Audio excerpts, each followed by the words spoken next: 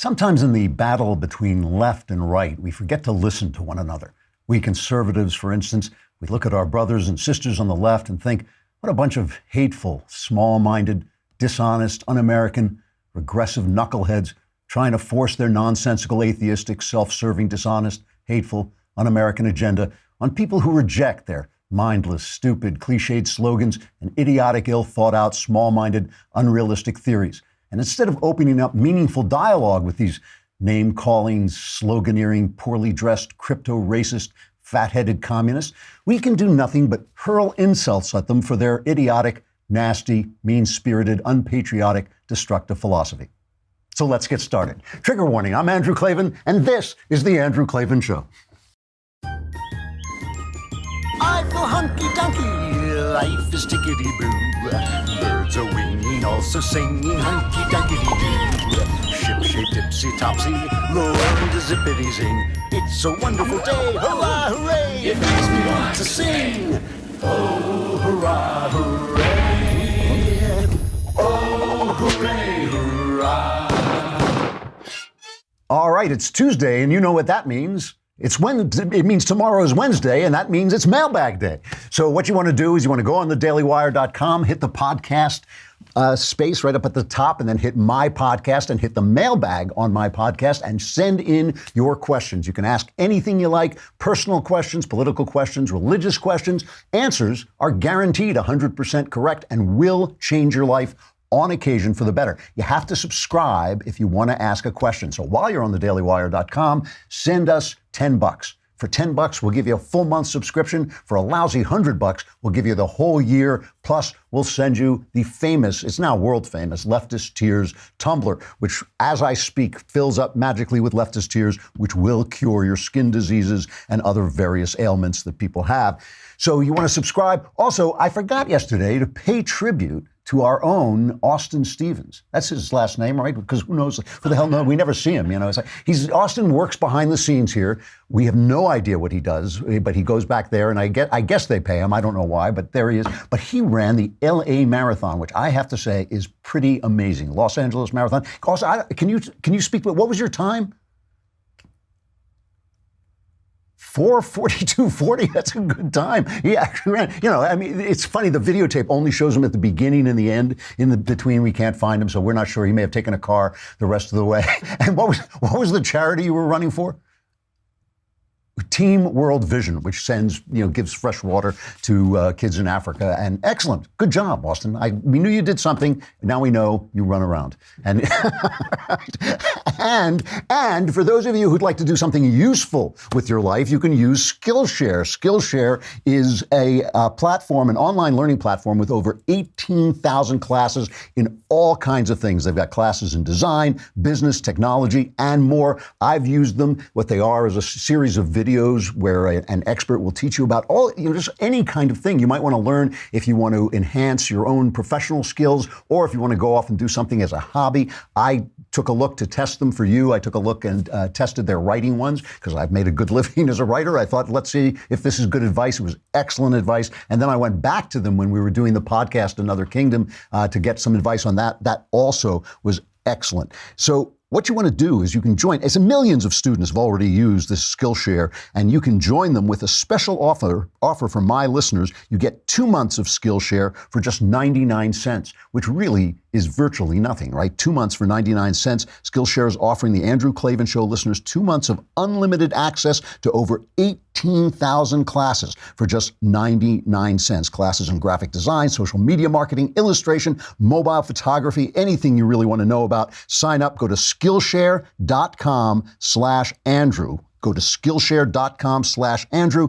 2 months for 99 cents. Skillshare.com/Andrew. So I got to talk about something serious today because, Vladimir Putin won his election. So I think it's his fourth term of 6 years. Basically, he's the czar.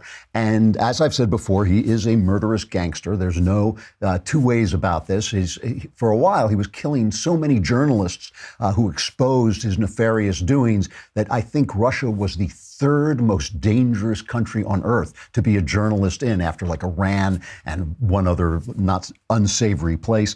There's all kinds of rumors about the way he killed his way to the the top, setting off bombs. I mean, some of this stuff hasn't been proven, but setting off terrorist attacks and then blaming Chechens and showing himself to be a strong man. And certainly he has messed with our election system and made everybody hysterical here, although I'm not sure whether that's his fault or the people who are hysterical. But, you know, everybody's talking about Donald Trump, Russia, Donald Trump, Russia.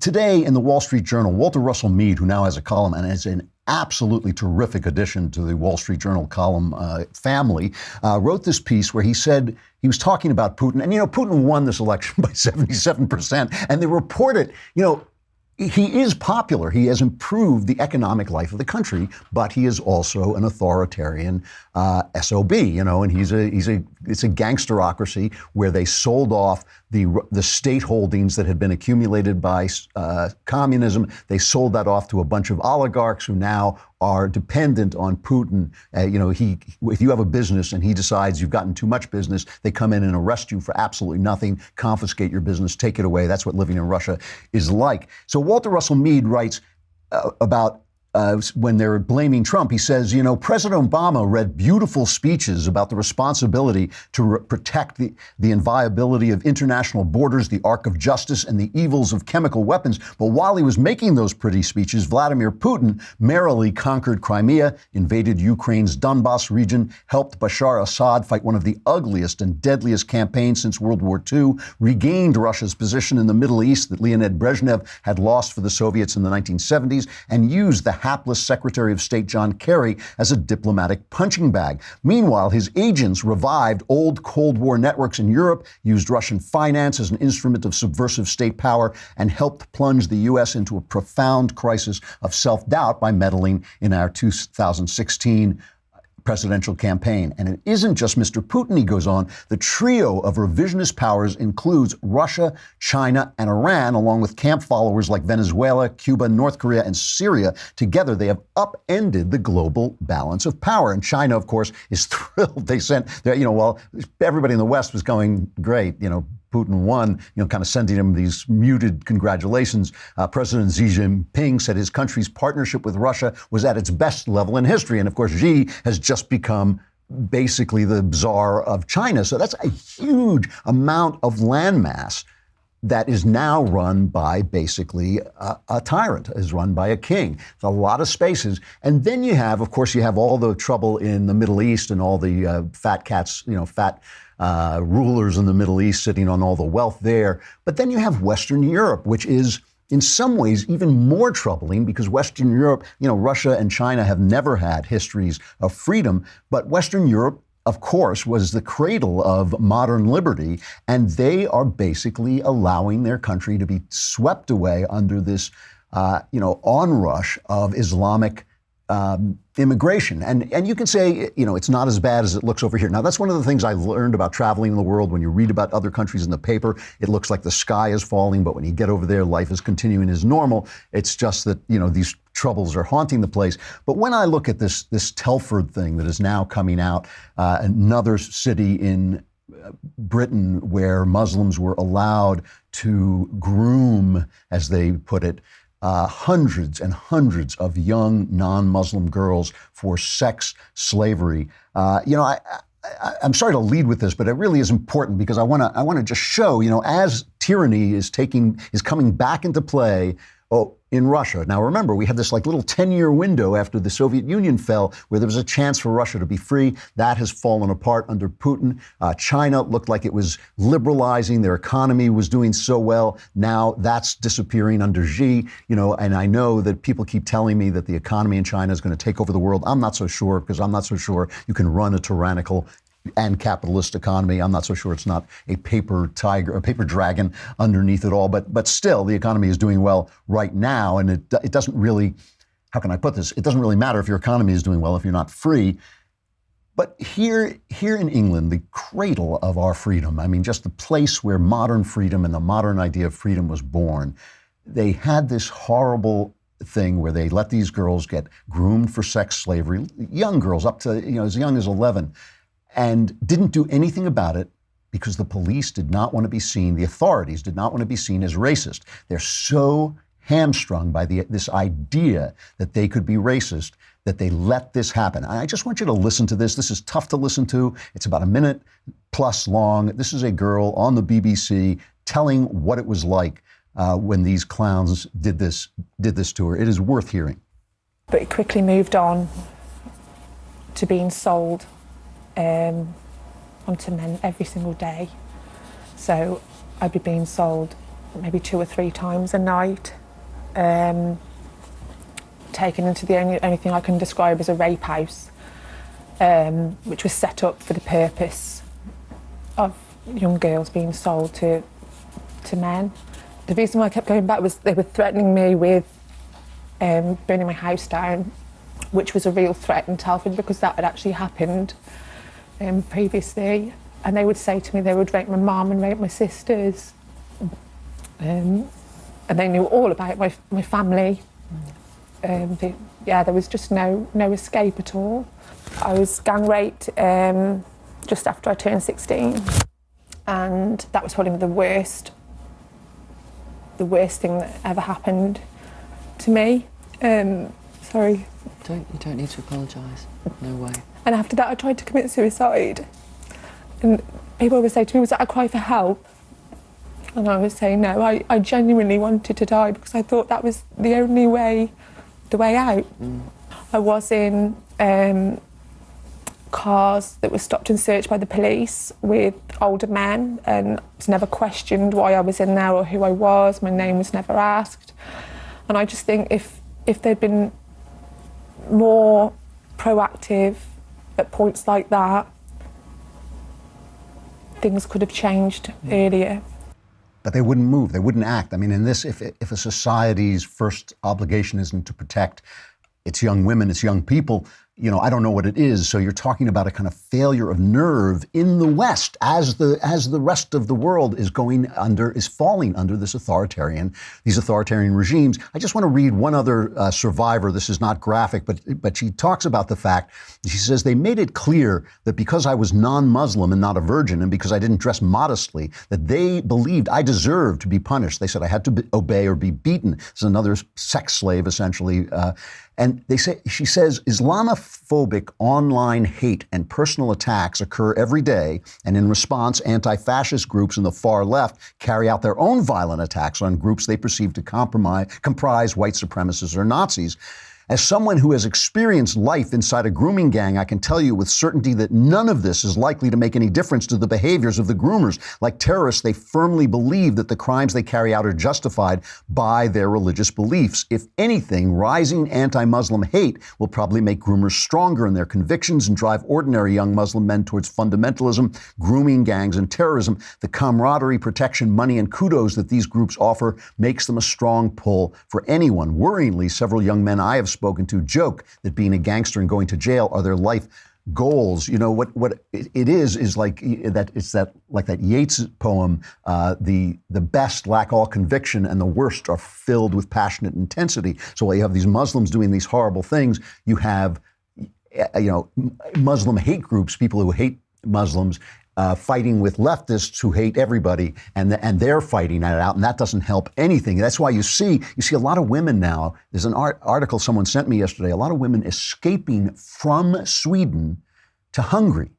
Okay, think about that for a minute. They're escaping the Muslim rapes in Sweden to go to Hungary because Hungary won't allow, the Eastern Europe is not allowing the same level of Muslim immigration. But of course, in Hungary, too, there's rising anti-Semitism. So the same people who are saying, no, Islamists welcome, are also saying we don't like Jews. I mean, it's kind of a complex. It's part of the same mindset. We're going to get back to this in a minute, but first let's talk about something more cheerful, because here we're still doing great, and you can get good food delivered to your door through Blue Apron. Blue Apron is the leading meal kit delivery service in the U.S., and while many people know what they do, many people don't know about the types of meals you eat. I have ordered a lot of them, and what happens is they come to your door, they're delivered to your door as ingredients with a card that tells you how to make them. You then sit and drink a glass of wine while your wife makes them, or you may do things differently in your house, but in my house, I watch my wife make them. And when she is finished, it is a fancy restaurant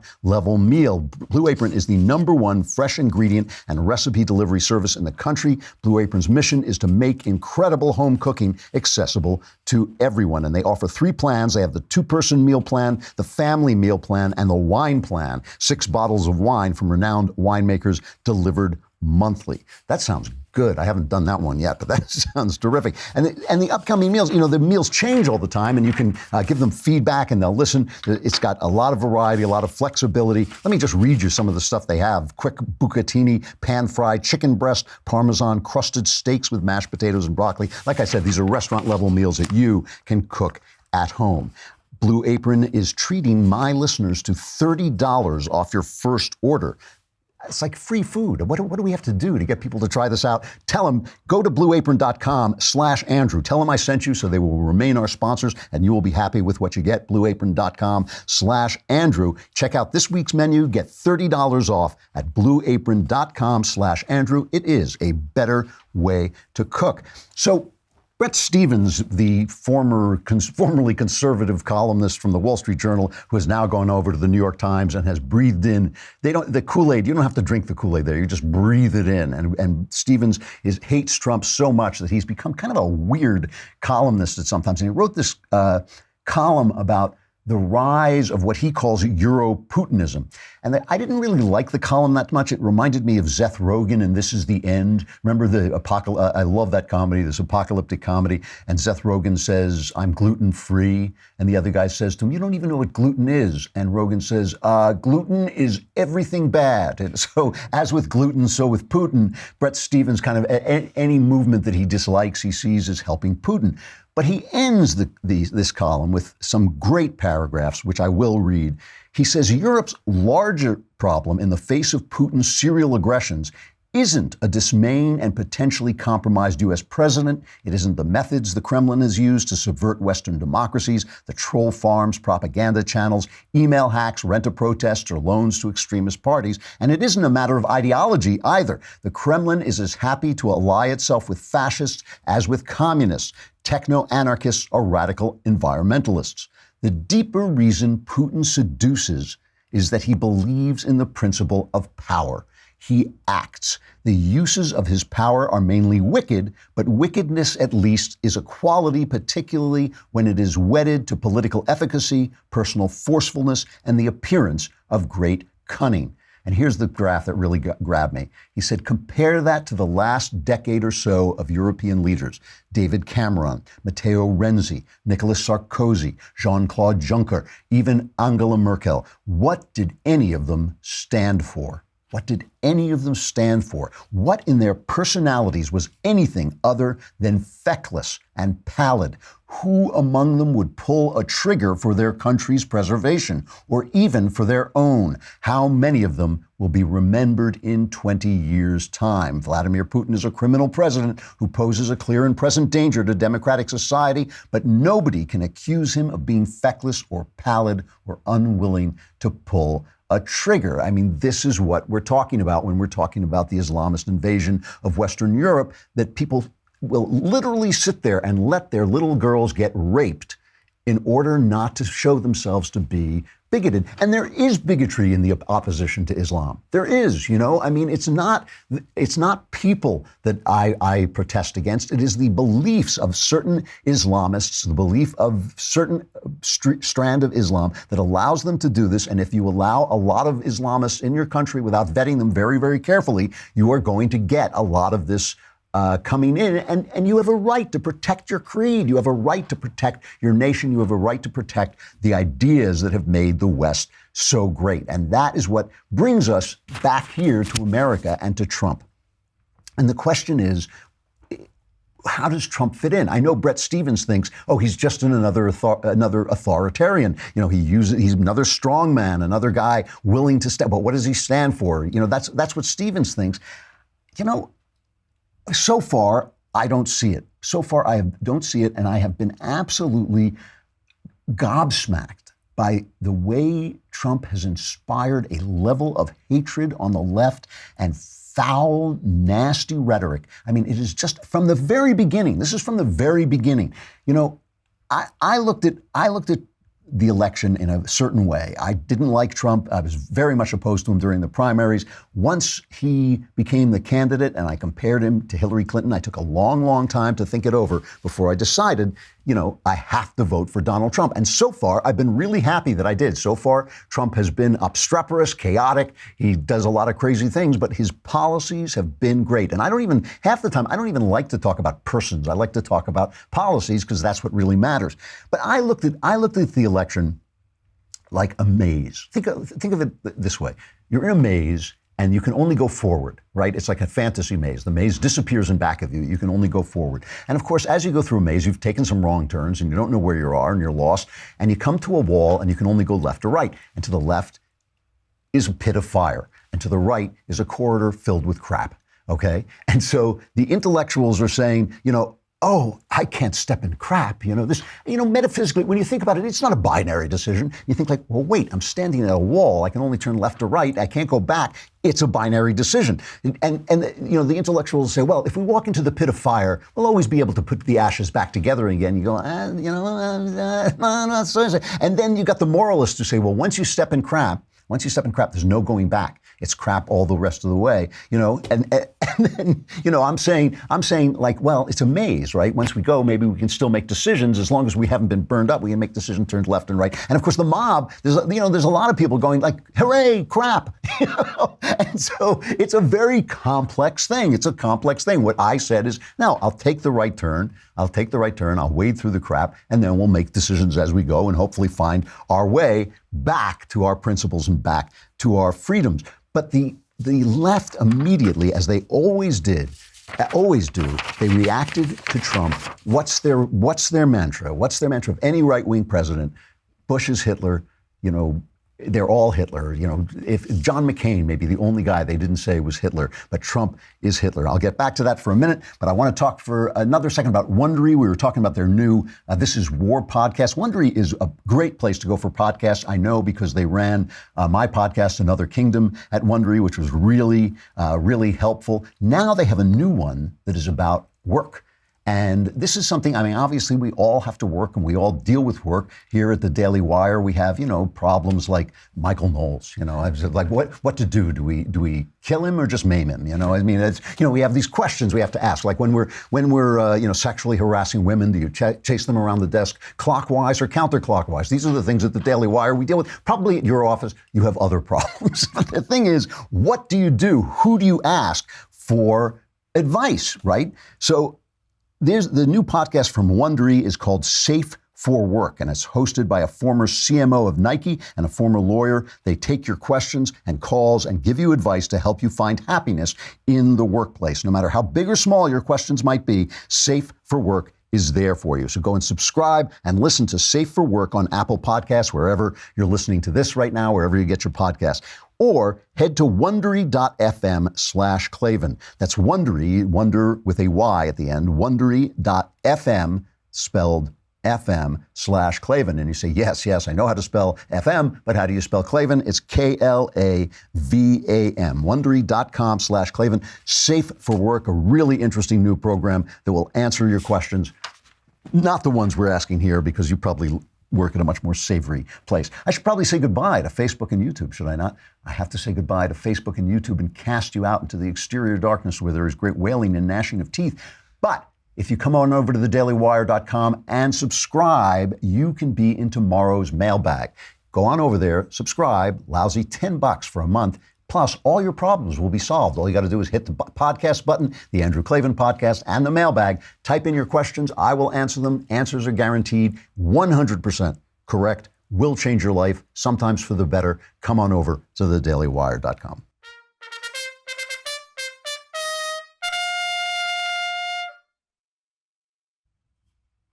So let me show you some pictures, some stuff about the left. I mean, we know that the left is represented not just by Democrats, but also by the media and by the entertainment and the entertainment networks. Here are here are I want to show you two comedians. Let me just see when this is from. This is before the election. This is in March. Susan Silverman, is that her name? Susan Silverman, right. Sarah Silverman, right, sorry. Sarah Silverman goes on the Conan show dressed up as Hitler and complains about being compared to Donald Trump. So here's Sarah Silverman dressed as Hitler and being interviewed by Conan. My understanding is you want to clear the air because you think you're being unfavorably compared to Donald Trump. Don't get me wrong, Conan. I agree with a lot he says. A lot. Like 90% of what he says. I'm like, this guy gets it. Okay. But it's just, I don't like the way he says it. It's just, it's crass. Yeah, you know? yeah. Trump is very, very crass, yeah. So Hitler agrees with Donald Trump, but Trump is too crass for Hitler. I mean, you know, this is, all right, at least this is when he's just a candidate. And I have nothing against, by the way, obviously I have nothing against, I do it political satire, but this is a very, very specific thing that they do over and over again. Bill Maher did the same things, he played a Hitler speech and then translated it for you. Watch this. Look at this Hitler speech and we've translated it for you. Thank you. Thank you. We're going to make Germany great again. That I can tell you, believe me. Germany doesn't win anymore.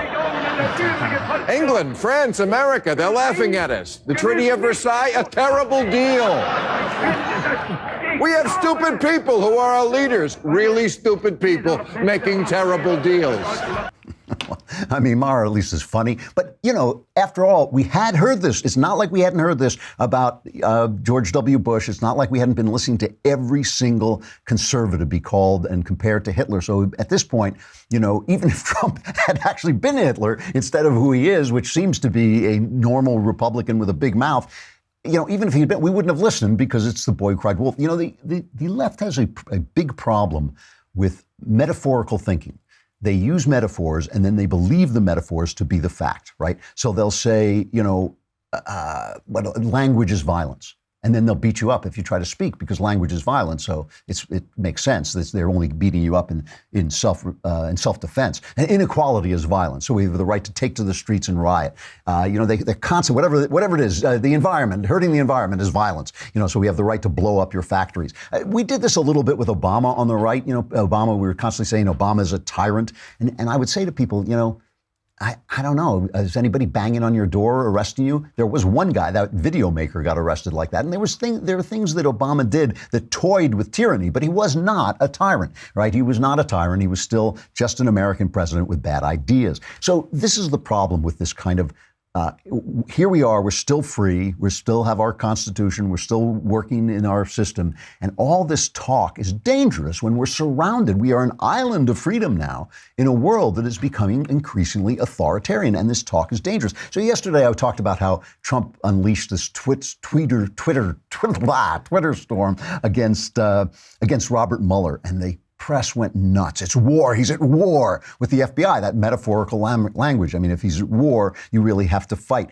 He said that he talked about the fact that when Andrew McCabe said that he had consulted with James Comey about releasing secret information, that made Comey a liar because Comey had sat and said he did not ever leak any information and he hadn't known anybody to leak information.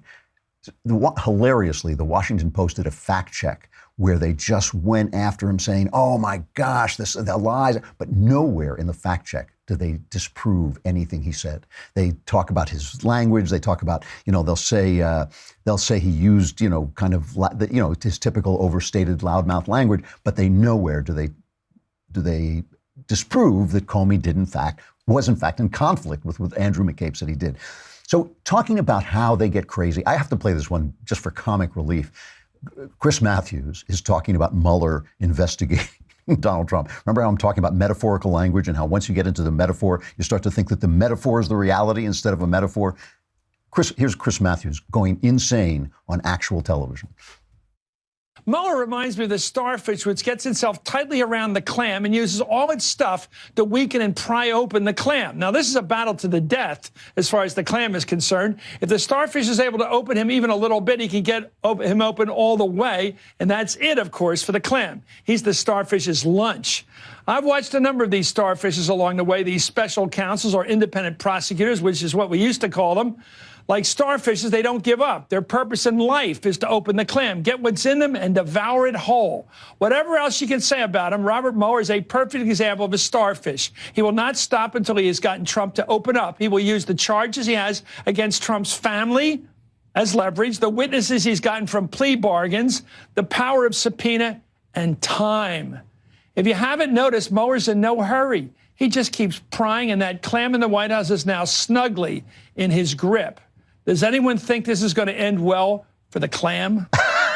makes me want to take Robert Mueller home, dry him out, and hang him on my wall, a little starfish decoration like we used to do at the beach when we were kids. The thing about it is, using metaphor. He's using a metaphor badly. It's called running your metaphor into the ground. But still, that kind of thinking leads to this kind of thinking. Here is John Dean, who was obviously a guy in the Nixon administration, got caught lying. He testified against Nixon. Listen to what he says about Trump's tweet. Trump tweeting that the Robert Mueller investigation is a witch hunt. He compares this to Richard Nixon's attempt to obstruct justice. Listen to this. Are you surprised President Trump has now started going after Mueller by name?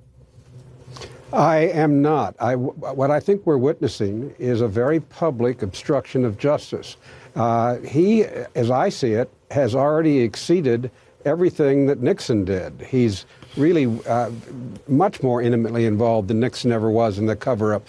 Nixon, in the first 8 months of Watergate, just learns a little bit now and then from his chief of staff, Bob Haldeman. He's not really in it. It's later when things get hotter that he gets hands-on. But Trump, from the very beginning, he's involved in this. And so I see a very different profile, and the big difference being Nixon was behind closed doors, so everyone was surprised when there were recordings of it. Trump is just right out front on it, and he's doing it very publicly. That's a pretty stunning statement that you're saying. I just want to have you repeat that. You're saying, in your opinion, Donald Trump has gone farther than Richard Nixon did to obstruct justice? That's exactly what I'm saying. I think Trump is Nixon on steroids and stilts. But he just sent out a tweet. How does a tweet obstruct justice? It's an insane example of metaphorical thinking. There is no obstruction. First of all, as far as we know, there's no crime. Now, legally, you can obstruct justice even though there's no crime, but it's kind of absurd to charge somebody with it. And what on earth is he talking about? What is he talking about? Why doesn't Donald Trump have the right to go forward and defend himself? Now, look, you cannot say that I haven't spoken about my misgivings about Donald Trump, about his manners, about the way he operates, the chaos in the White House, all these things. I talk about them all the time. But a president has to be judged by his policies and by his actions. And so far, first of all, he's been much tougher on Putin than Obama ever was. I mean, the main battle weapon we have against Putin is fracking, is taking away the power of his petrodollars, which support everything he does. I mean, they haven't got any business. It's all petrodollars over there. So if we could frack them into the ground, and actually, undercut him entirely. But there may come a time when Trump does something authoritarian, when he subverts the Constitution, when he oversteps the role of president. There may come that time, and we will talk about it here, and I'm sure a lot of people on the right will talk about it, but the time hasn't come. It hasn't come. And if we're not, why aren't we supporting him? What is it about him that is driving the left so crazy? Well, meanwhile, on the left, the move away from democracy is clearly on the march. The move to shout down free speech, the move to destroy capitalism. I mean, let's talk about capitalism for just a minute. Yeah, was it yesterday? Elizabeth Warren, Michael Moore, Bernie Sanders, whose combined net worth, okay, they could buy and sell me a gazillion times. These are three multimillionaires sitting around selling socialism. Listen to this. Over the last 40 years, the middle class of this country has declined while oligarchy is on the rise. It's so crazy, the rich right now, the greed, the level of greed. This is an organized effort just simply to take over our government and make the government work better and better for a thinner and thinner rich slice in America. Like us, people who are sitting there. I mean, let's talk about this for a minute. What is the problem with capitalism? Capitalism is a brilliant system, which I don't think you can have. You can have capitalism without democracy or democracy without capitalism. People keep telling me, oh, China has got it. China is going to, oh, yes, China has invented capitalism with authoritarianism. Talk to me again in 10 years, because I think China will be in economic collapse or will have democratized, one or the other. But what is wrong with capitalism? Capitalism is a system, just like American democracy. The American Republic is also a system that pits our natural instincts against one another for the common good. Okay, so I'm greedy, I want to make money, I want to do things for me. Under capitalism, under democracy, the best way for me to do that is to collaborate with you, right? So the best way for me to serve me is to invent an iPhone that you want to buy. And you give me the money for that iPhone because it's worth more to you than the money. You would rather have the iPhone than the money. And then I get the money. And that's the way capitalism works. What is the problem with that? The problem with it, and why do people who are so blessed to live in some kind of capitalist country, why are they constantly working to turn it into socialist countries when all around them socialist countries are collapsing? In Venezuela, where they're eating cats, not even dogs. I mean, dogs in Venezuela would be a delicacy. Cats, fat, right? You know, you're eating, seriously, they're starving in this country that is just awash in oil and food and everything you need because of socialism. Why does it happen? It happens because freedom and capitalism do not supply meaning. This is why our founding fathers said repeatedly, you're going to have religion. If you want to live by this Constitution, all our founding fathers said this, you're going to have religion. It wasn't because religion constrains you morally. It wasn't because religion will tell you, don't do this, don't do that. It's because religion will supply you with meaning in a system that's not meant to supply you with meaning. It's meant to leave you free to find meaning.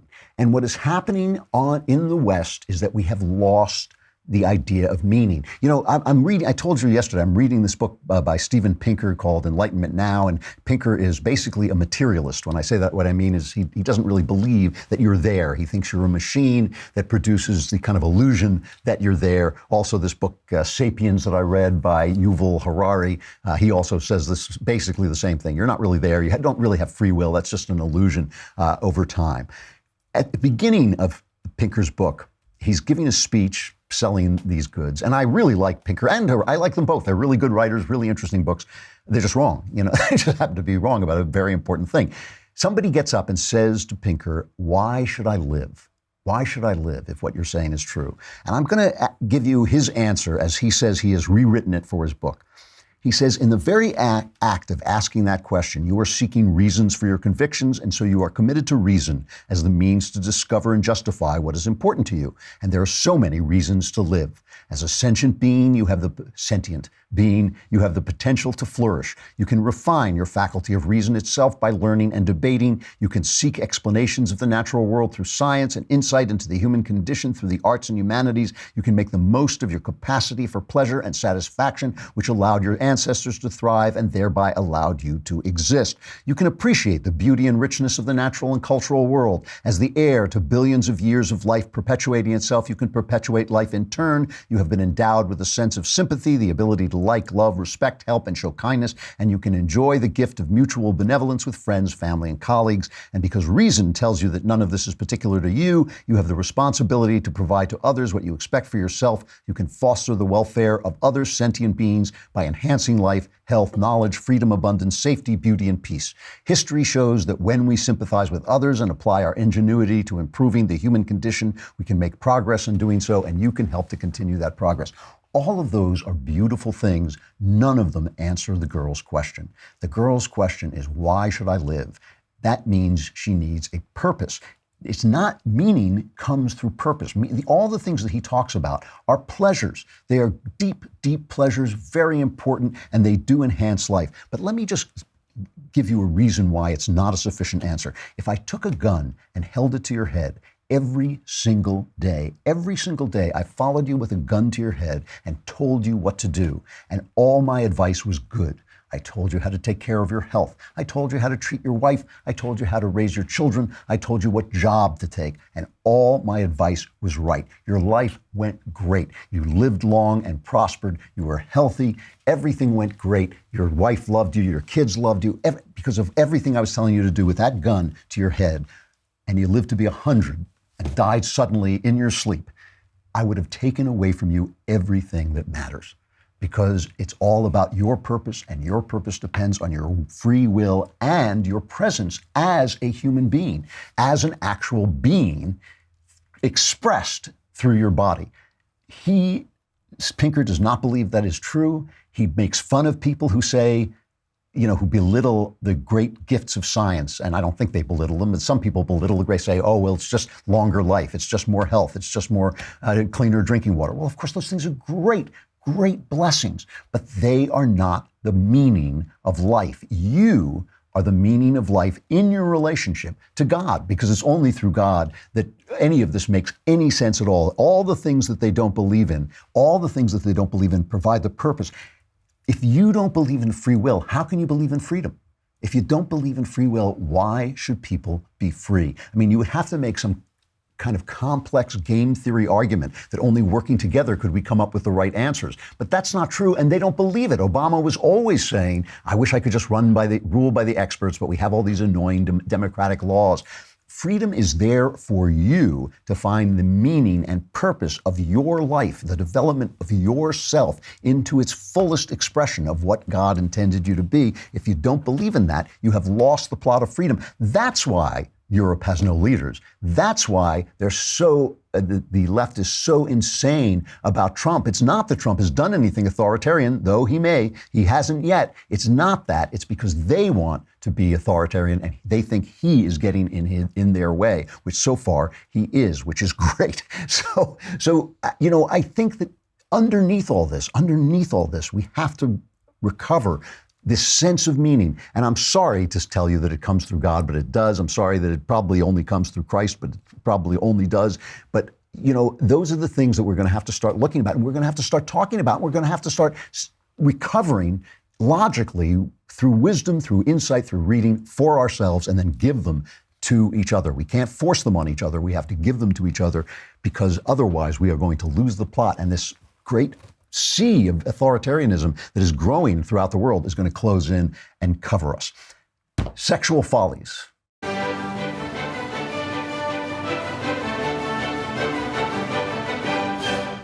So this is not off the subject. There is this Stormy Daniels thing going on, and I'm not covering it very much because I don't care. And I don't care. This is something that Trump did before he was in office, or they say he did. They say he slept with a porn star and then paid her off to keep quiet, in keeping with the comedians who just can't stop spewing this hatred. I mean, it really is hatred. It's not even funny. Stephen Colbert has this completely unfunny show called Our Cartoon President. Is that what it's called? And he makes fun of the Stormy Daniels thing here. Her birth name is Stephanie Clifford, but elementary school history books will forever refer to her as Stormy Daniels. In 2006, she allegedly had sex with a recently married Donald Trump, his chin dripping with a Lipitor bowl hormone cookie dough milkshake. Then, she accepted $130,000 to stay silent about what Americans already instinctively knew in their amygdala hindbrain. Here now is President Trump's side of the story. Stormy Daniels is lying, unless she says I'm a wildcat in bed, in which case it's all true. So, obviously it's just a way of running down Trump, that he's a billionaire, ran beauty contests. We know exactly what kind of life he led. It was not a big secret that he was leading that life. He was not leading the life of a politician or a priest. He was leading out in the open the life of a billionaire playboy. So that's who he was. Meanwhile, over at the John Oliver show, what is his show called? Last week tonight. John Oliver, he is picking on Charlotte Pence, who we had Vice President Mike Pence's daughter, wrote a children's book about her bunny, Marlon Bundo, following the vice president through the day. Proceeds from this book go to charity.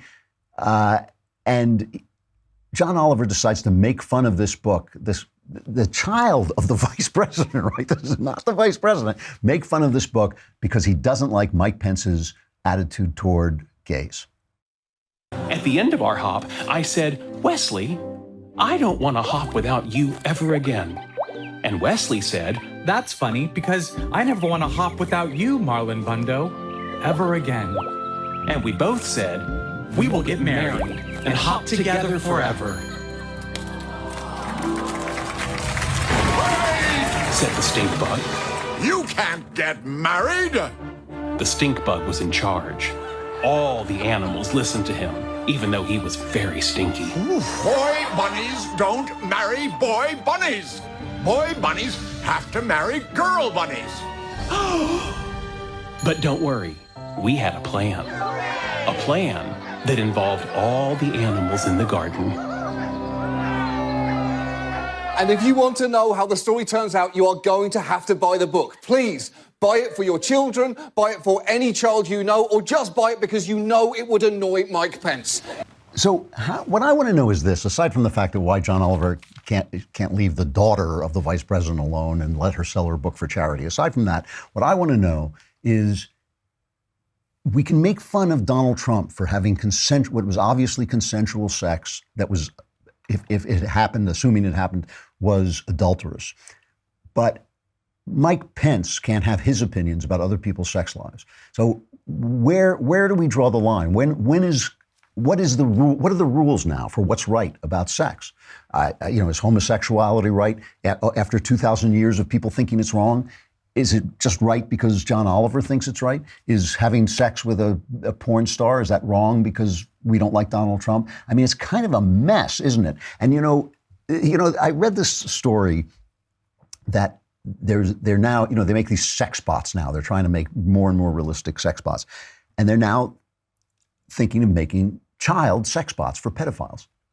And somebody wrote an article saying, we've got to stop this. It's going to be, it's going to be like a gateway drug for pedophiles. Now, we don't know that, right? We don't know it because we don't know whether porn actually inspires pedophiles to commit pedophilic acts, or if it relieves them, if it gives them a release, if it gives them a release from their desires and maybe stops it. It's ugly. It's a terrible thing to do. But how are we going to know? How are we going to know what is the right thing to do if the only way we know is whether comedians are making fun of us or not? The only way we know how to judge sex acts, ours and others, is whether comedians happen to be making fun of it because they dislike Mike Pence and they dislike Donald Trump. There's no logic to what they're saying. There's no particular, through line to their morality. It's just their political hatred. So how are we going to know? And again, I just want to go back to the idea that if you do not know what a human being is, if you do not have a sense of your own free will and your own purpose in life,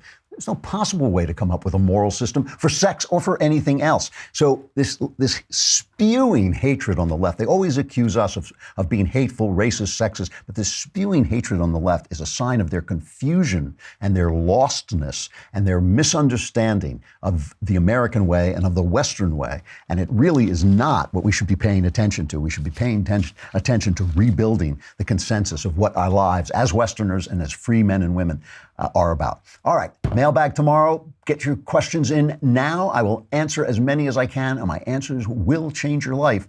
For some of you, it will be better. For the rest, I cannot tell you what it's going to be like. I'm Andrew Klavan. This is The Andrew Klavan Show.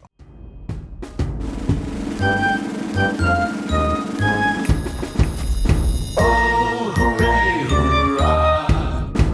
The Andrew Klavan Show is produced by Robert Sterling. Executive producer, Jeremy Boring. Senior producer, Jonathan Hay. Our supervising producer is Mathis Glover. Technical producer, Austin Stevens. Edited by Alex Zingaro. Audio is mixed by Mike Cormina. Hair and makeup is by Jesua Alvera. And our animations are by Cynthia Angulo and Jacob Jackson. The Andrew Klavan Show is a Daily Wire Forward Publishing production. Copyright Forward Publishing 2018.